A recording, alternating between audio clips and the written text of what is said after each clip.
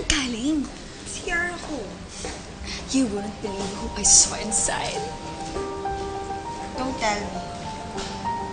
Si Leo. Wow. Winner ka talaga.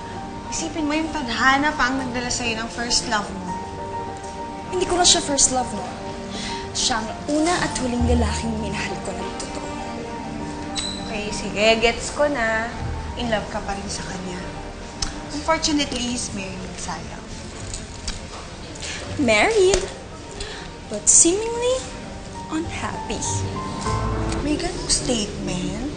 Sa tono pa lang ni Leo kanina, parang hindi sila okay ni Amanda. Talaga?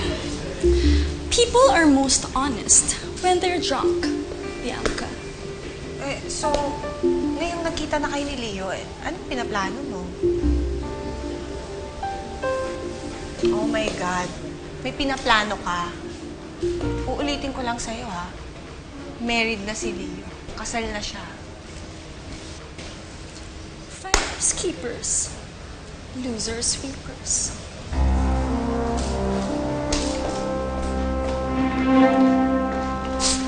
Sons,